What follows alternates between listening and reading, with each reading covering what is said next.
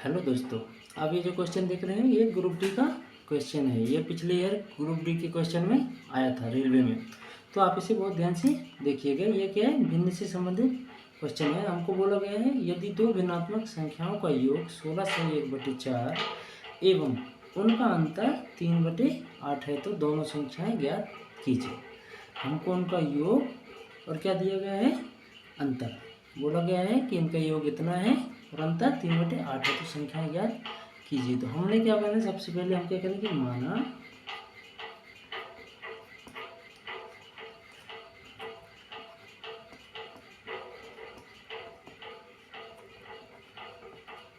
संख्याएं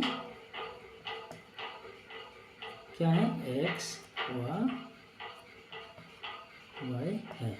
ठीक है, हमको बोला है दोनों का योग। दोनों मतलब किनका योग, x व y का योग क्या है, हम यहाँ पर लिखेंगे। सबसे पहले हम इसको क्या करते हैं, योग। ये क्या हो जाएगा, ये जो है 16 चौके 64 एक 65/2। चलिए हम इसको यहीं पे सॉल्व कर देंगे। तो योग, इसलिए यहाँ क्या लिखना है, प्रश्नानुसार। आप बहुत अच्छे से देखिएगा, इस प्रकार से आप क्वेश्चन सॉल्व करेंगे तो आपके एक भी मार्क्स नहीं कटेंगे। तो प्रश्नानुसार क्या है, योग x + y योग ही होता है। क्या लिख पाएंगे, 16 से ही 1/4, 16 से ही 1/4, इसलिए ये क्या हो जाएगा, x + y बराबर 16 चौके 64 एक 65 हो जाएगा 65/4। ये हो जाएगा। ओके, नेक्स्ट क्या होगा, इस 4 का यहाँ पे आप मल्टीप्लाई कीजिए तो क्या हो जाएगा, 4x 4 का बड़ा होगा तो 4y = 65। इसको दीजिए आप समीकरण नंबर 1। ठीक है बच्चों, क्या हुआ, समीकरण नंबर 1। फिर हमको क्या बोला गया है, दोनों का अंतर। दोनों का अंतर क्या है, 3/8। जिस प्रकार से हमने योग किया था क्या करेंगे, अंतर। इसलिए अंतर क्या हो जाएगा, अंतर मीन्स x - y = क्या हो जाएगा, 3/8। इसलिए इस 8 का यहाँ गुणा करोगे तो क्या हो जाएगा, 8x - 8y = 3। समीकरण नंबर 2। इस प्रकार से आप कीजिएगा। अब नेक्स्ट स्टेप क्या करते हैं, हमको क्या करना है, समीकरण 1 और समीकरण 2 को सॉल्व करके x और y के मान निकालने होते हैं। यहाँ लिखेंगे, यहाँ लिखना है समीकरण 1 व समीकरण 2 से। ओके, अब समीकरण 1 क्या है हमारा, समीकरण 1 है 4x = 65। समीकरण 2 क्या है हमारा, ये है समीकरण 2, 8x - 8y = 3। अब हमने क्या करना है, समीकरण ये जो 1 है इसमें क्या करेंगे, 2 का गुणा कर देते हैं तभी ये कर पाएंगे, 8 के बराबर होगा।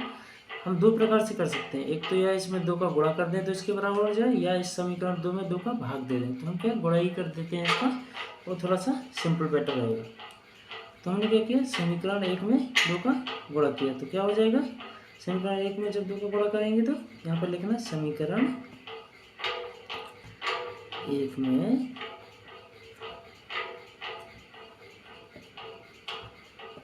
गुणा करने पर।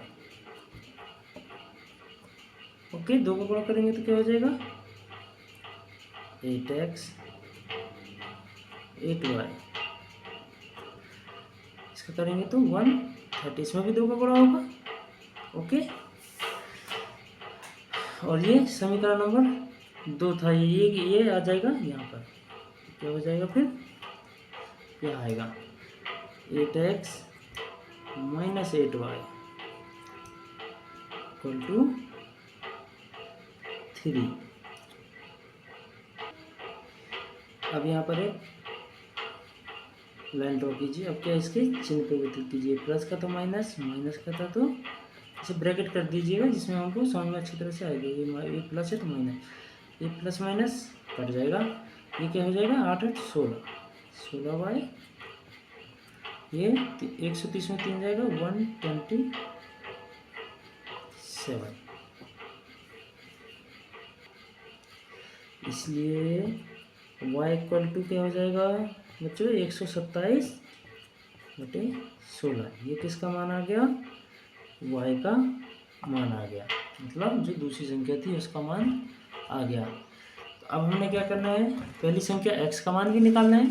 तो हम क्या लिखेंगे यहाँ पर, y का मान क्या रखेंगे, हम समीकरण 1 में रख देते हैं, ठीक है। तो समीकरण 1 में y का मान रखेंगे। तो समीकरण 1 क्या था हमारा 4x + 4, y की जगह क्या रखते हैं 127/16 इक्वल टू 65। हाँ, तो इसे यहाँ पर क्या कीजिए, 4 एकम 4, 4 चौके 16। तो यहाँ पर क्या हो जाएगा 127/4, इसको क्या पक्षांतर कर देना है, यहाँ पर पक्षांतर करेंगे तो यहाँ हो जाएगा 4x इक्वल टू क्या हो जाएगा यहाँ पर, इस 4 का अब नेक्स्ट स्टेप में क्या होगा 4x यहीं पर रहेगा इक्वल टू, ये प्लस का था यहाँ पे माइनस हो जाएगा 65 - 127/4। ओके, अब क्या करेंगे हम इसको 4x इक्वल टू इसका यहाँ बड़ा होगा 65 × 4 - 127। ओके, ठीक है। तो अब नेक्स्ट क्या हो जाएगा, इसका हमने यहाँ पर गुणा कर देंगे और ये x को यहाँ रखेंगे, इसका क्या पक्षांतर करेंगे। तो पहले 65 × 4 ये करेंगे 4 पंचे 20 का 0, 6 चौके 24 और 2 26 - 127/4। और यहाँ पर क्या होगा, इस पूरे के अपॉन भी 4 आएगा, तो 4 × 4, ये जो वाला 4 आएगा इधर क्या 4 × 4 हो जाएगा। ओके,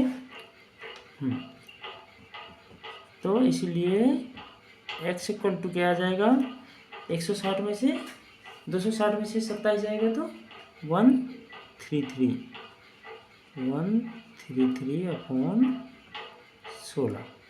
ये किसका मान आ गया हमारा x का, ये x का मान हो गया और y का मान ये हो गया हमारा y का मान। हमने क्या संख्याएं मानी थी, दोनों संख्या x व y दोनों भिन्नात्मक संख्याएं मानी थी। तो आपने देखा कि हमने किस प्रकार से इस क्वेश्चन को आसानी से सॉल्व किया। यदि ये प्रतियोगी परीक्षा में आता है तो आपने इतना ये डीपली लिखने की जरूरत नहीं है, आप सीधा स्टेप को आगे जा सकते हैं। जैसे ये स्टेप था, आपने यहाँ पर सीधा इसको सॉल्व करके इसको यहाँ पर डिवाइड में यहाँ तक ला सकते थे, ठीक है। इसको प्लस माइनस करके सीधा यहाँ पर लिख के आप क्वेश्चन को सॉल्व कर सकते हैं। तो हमें उम्मीद है कि हमारा समझाया आपको अच्छा समझ में आया होगा। यदि हमारा समझाया वीडियो आपको अच्छा लगा हो तो हमारी वीडियो को लाइक कीजिए, शेयर कीजिए, चैनल को सब्सक्राइब कीजिए। धन्यवाद।